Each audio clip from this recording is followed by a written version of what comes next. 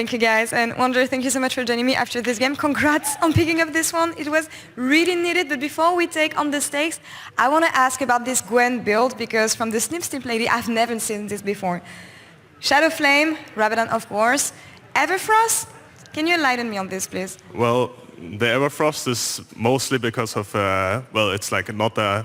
I don't hit the cannon very much, yeah. So the Riftmaker is not usually that good value for like extended fights. Basically, if I Everfrost him when he uses his E, I have a pretty good window to kill him, so it's a little bit more risky for him to play that matchup. So that's basically why I build Everfrost. And Shadow Flame, I mean, they changed Gwen numbers a lot, so now you see more people buy Magic Pen, where before like true damage was way too strong, so you didn't actually need any Magic Pen in the first place. But now you can like kind of do whatever with the build, and yeah, I mean, it made sense this game, even though like I didn't really like pressure cannon a lot since I was like mostly blind and they were like running towards top. But in theory, it makes sense. But that's, yeah, it does, and actually that's super interesting, because when you think about both teams, your comps and Astralis' comp, you really didn't have hard engage. We talked about Razork having like huge responsibility here when it comes to pinning people down walls. But tell me about walking through this game and finding these opportunities to fight when you know you have the fear of having a cannon flag on one side, and how did you manage this? Yeah, I think the biggest threat about the comp was for sure the cannon, especially since we're playing well at support like Nami, who doesn't really stop cannon very well. I mean, she has her ult, right, but she also gets really one-shot if cannon connects. And I believe we didn't play a single exhaust as well, so if he gets a good ult, especially with the build he played, he can like potentially one-shot our entire team. But yeah, I mean, they were like in decent positions in some fights, and I think we also kind of lost that Drake fight, but we got the Drake, or like we got the soul, so it was for sure really close.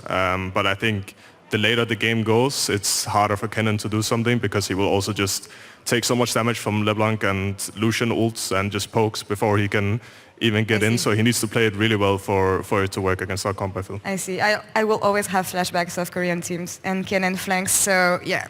The exhaust, you knew you could do it, that's good on you, but moving forward, Fnatic is still in a difficult situation this week, and especially when you think about this match against Astralis that you won, it was crucial in the head-to-head, but when you think of Fnatic expectations around the roster, the rest of the week that you have, Vitality, Misfits, and how the team has been going lately, how is the mindset right now?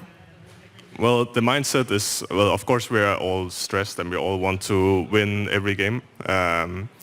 The mindset is that we should be able to win every game, but we also know that it's BO1 and a lot of things can happen, right? So, well, I can't speak on behalf of everyone on my team, but basically just take it game by game and prepare as best as possible. Since it's a BO1 and we play 3 games this weekend, we kind of need to prepare for every team, and we can't take any team lightly. Our schedule right now as well is all the teams around us in the standings, so it would be stupid to take any team lightly anyways. But yeah, I mean, just tomorrow I believe we're playing Vitality, so we're going to prepare for them, and then yeah, I mean, we need to stay ahead of Excel, I believe, unless some of the teams above in the standings are going to drop potentially 3 games this weekend.